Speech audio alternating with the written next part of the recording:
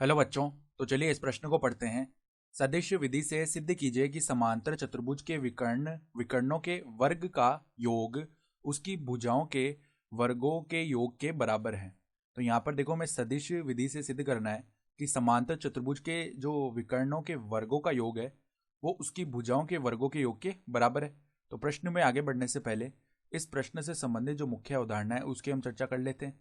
तो देखो, मुख्य अवधारणा यहाँ पर देखो, हमें सदिश योग का जो समांतर चतुर्भुज का नियम है वो पता होना चाहिए। यदि यदि दो सदिश यदि दो सदिश परिमाण परिमाण व दिशा में समांतर चतुर्भुज समांतर चतुर्भुज की दो संलग्न भुजाओं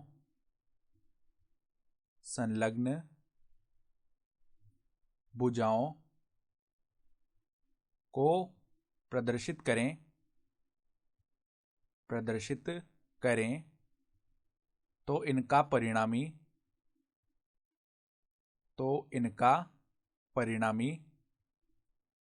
परिमाण व दिशा में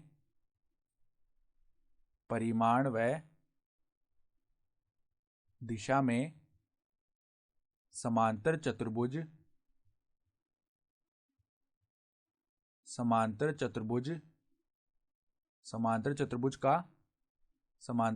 का विकर्ण निरूपित करेगा। ठीक है। तो ये होता है सदिश योग का समांतर चतुर्भुज का नियम।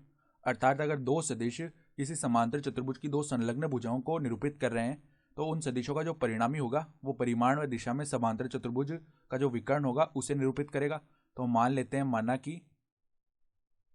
माना कि ए सदिश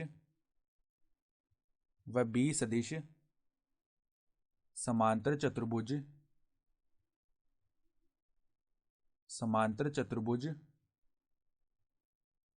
की दो संलग्न भुजाओं को निरूपित करते हैं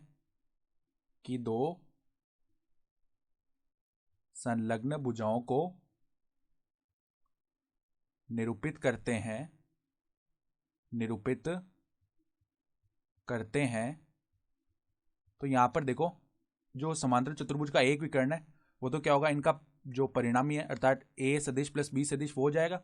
और दूसरा जो विकर्ण है वो क्या होगा, ए सदिश माइनस बी सदिश। ठीक है। तो यहां पर देखो, अगर इस प्रकार से समांतर चतुर्भुज है, ठीक है, इस प्रकार का ये समांतर चतुर्भुज है और दो संलग्न भुजाएं हैं, उनको निरूपित कर रहा है सदिश ए सदिश और बी सदिश। ठीक है। तो इसके जो विकर्ण होंगे वो किस प्रकार हो जाएंगे, ये जो विकर्ण आएगा, ये विकर्ण हमारे पास में आ जाएगा। जो विकर्ण ए बी विकर्ण की बात करें तो ए बी विकर्ण हमारे पास में किस प्रकार आ जाएगा, ए बी विकर्ण बराबर में आ जाएगा हमारे पास में ए सदिश प्लस में बी सदिश। ठीक है। फिर अगर इसको बोल दें सी और इसको बोल दें डी, तो जो दूसरा विकर्ण है हमारे पास, कौन सा विकर्ण, सी डी विकर्ण। ठीक है। तो सी डी विकर्ण किसके बराबर आएगा, तो जो सी डी विकर्ण आएगा वो किसके बराबर आ जाएगा, ये आएगा ए सदिश माइनस में बी सदिश के। ठीक है। तो हमें क्या करना है, जो विकर्णों के वर्गों का योग है वो निकालना है। अर्थात जो ए सदिश प्लस में बी सदिश, ये पहला विकर्ण है, इसका वर्ग प्लस में ए सदिश माइनस बी सदिश, इसका वर्ग। तो ये वर्ग निकालते हैं हम, तो देखो किसके बराबर आएंगे। यहां पर पहले हम क्या करेंगे, ए सदिश इसका वर्ग करेंगे तो इसके मापांक का वर्ग हो जाएगा। ठीक है। प्लस में बी सदिश इसका वर्ग किया तो इसके मापांक का वर्ग हो जाएगा। प्लस में क्या आएगा, दो ए सदिश डॉट में बी सदिश, ये बन गया। ठीक है। फिर प्लस में ए सदिश माइनस बी सदिश इसका वर्ग किया तो ए सदिश के मापांक का वर्ग प्लस में बी सदिश के मापांक का वर्ग और माइनस में दो ए सदिश डॉट बी सदिश आएगा। तो ये देखो, ये पद तो आपस में इनके चिन्ह विपरीत और पद समान है, तो ये तो जीरो हो गए। और यहाँ पर ए सदिश के मापांक का स्क्वायर प्लस में ए सदिश के मापांक का स्क्वायर, ये क्या हो गया, देखो दो तो बाहर आ जाएगा और ए सदिश के मापांक का स्क्वायर प्लस में बी सदिश के मापांक का स्क्वायर। और अगर हम इन सदिशों के मापांक निकालेंगे तो ये इन भुजाओं को ही तो निरूपित करेंगे। ठीक है।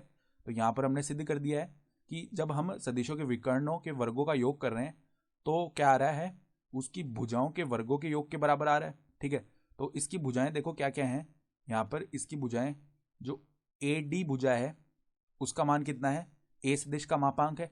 ठीक है, तो इसको हम किस प्रकार लिख सकते हैं, देखो अगर हम विकर्ण को लिखना चाहें तो ए विकर्ण यानी ए सदिश प्लस बी सदिश को हम क्या लिख सकते हैं, ये ए बी सदिश ही तो है, यानी जो ए बी भुजा है उसका वर्ग है, प्लस में जो ए सदिश माइनस बी सदिश है वो क्या है, जो सी डी भुजा है उसका वर्ग है। ठीक है, और ये किसके बराबर आ रहा है, अगर हम इस ए सदिश के मापांक को लिखना चाहें तो क्या लिख सकते हैं, ए डी भुजा उसका वर्ग, फिर प्लस में ए सदिश को हम ये भी तो लिख सकते हैं, ये जो सी बी सदिश होगा ये भी ए सदिश के रूप में ही आएगा। ठीक है, तो इसको भी हम क्या लिख सकते हैं, सी बी सदिश यानी सी बी सदिश नहीं सी बी का वर्ग, प्लस में इसी प्रकार बी सदिश को हम क्या लिख सकते हैं, ए सी जो भुजाई है उसका वर्ग, प्लस में जो डी बी भुजा है उसका वर्ग। तो हम क्या देख पा रहे हैं कि विकर्णों के वर्गों का योग करने पर वो किसके बराबर आ रहा है, तो चारों भुजाएं हैं उनके वर्गों के योग के बराबर आ रहा है, और यही हमें सिद्ध करना था। तो हम क्या लिख सकते हैं, इति सिद्धम, अर्थात दी गई उदाहरणा के आधार पर हमने सिद्ध करके दिखा दिया। तो आशा करता हूँ कि आपको ये प्रश्न समझ में आया होगा। धन्यवाद।